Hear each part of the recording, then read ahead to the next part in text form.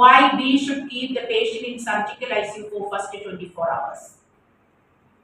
എന്തിന് നമ്മൾ പേഷ്യനെ തൈറോയിഡക്ടമി കഴിയുമ്പോൾ സർജിക്കൽ ഐസിയിൽ ഫസ്റ്റ് 24 hours വെക്കണം? ഒരു ചോദ്യമാണ്.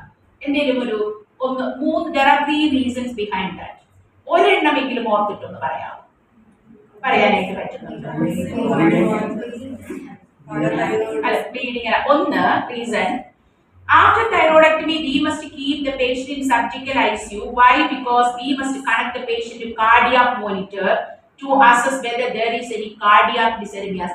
Because during surgery, due to manipulation, there is chances of increased release of thyrocalcitonin. And thyrocalcitonin will quickly reduce the calcium from the blood to bone. So which leads to hypocalcemia. Hypocalcemia may leads to cardiac dysarrhythmias. And then hypocalcemia and cardiac dysarrhythmias are നമ്മൾ പറഞ്ഞ prolonged ST segment and prolonged QT interval. അപ്പോൾ അത് ഉണ്ടാവുന്നുണ്ടോ എന്നറിയാൻ cardiac monitor connect ചെയ്ത് നോക്കിക്കൊണ്ടിരിക്കണം. So we must keep the patient in surgical ICU. First reason. Second reason, due to hypocalcemia, there is chances of tetany. നമ്മൾ പറഞ്ഞില്ലേ, all skeletal muscles പട്ടിപോലെ നിൽക്കുന്ന situation tetany. അങ്ങനെ വന്നാൽ there is chances of respiratory distress and respiratory arrest. അപ്പം പെട്ടെന്ന് തന്നെ emergency ആയിട്ട് we must prepare the patient for tracheostomy or connect the patient, intubate and connect the patient to mechanical ventilator to maintain the respiratory status. അതിന് നമ്മൾ പേഷ്യന്റിനെ surgical ഐസിയുവിൽ keep ചെയ്യണം. ഇതാണ് main ആയിട്ടുള്ള 2 reasons. അപ്പം നമ്മൾ കൂടുതലും കാണുന്നതും പിന്നെ ചെയ്യുന്നതുമായ 2 റീസൺസ് അതാണ്. ഇനി മൂന്നാമതൊരു റീസൺ എന്താണെന്ന് ചോദിച്ചാൽ, നിങ്ങൾ ആദ്യം ഞാൻ ചോദിച്ചപ്പോഴേ പറഞ്ഞു ബ്ലീഡിങ് എന്ന്. ബ്ലീഡിങ് എന്ന് പറയുമ്പോൾ where we should monitor bleeding after thyroidectomy, where we should monitor bleeding after thyroidectomy, behind the neck, because patient ഇങ്ങനെയല്ലേ കിടക്കുന്നത്.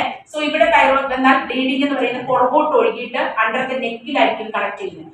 അത് പറയുന്ന എക്സ്റ്റേണൽ ബ്ലീഡിംഗ് ആണ്. That is external bleeding. അതേസമയം there is chances of internal bleeding that is more dangerous than external bleeding. Internal bleeding നമ്മൾ thyroid gland എവിടെ നിന്നാണ് cut ചെയ്ത് മാറ്റിയേക്കുന്നത്? ഫ്രം ദ ഓവർ ദ ലാരിങ്സിന്റെ മണ്ടയിൽ.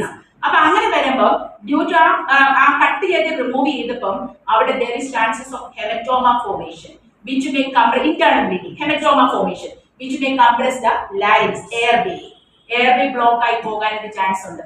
അങ്ങനെ വന്നാൽ നമ്മുടെ ആസിനേഴ്സ് മറ്റൊരു പ്രയോറിറ്റി ആക്ഷൻ വെച്ചാൽ cut and remove all the sutures and evacuate the collected blood and maintain the patency of the airway എന്ന് പറയുന്നത്. അപ്പൊ അതിനു വേണ്ടി close observation we must keep the patient in surgical ICU. So these are the 3 reasons behind why we should keep the patient in surgical ICU. മനസ്സിലായോ? അപ്പൊ 3 reasons ആണ്. അപ്പൊ അതുകൊണ്ട് നമ്മുടെ നഴ്സ് റെസ്പോൺസിബിലിറ്റി പറയുമ്പോൾ after thyroidectomy we must keep the patient in surgical ICU.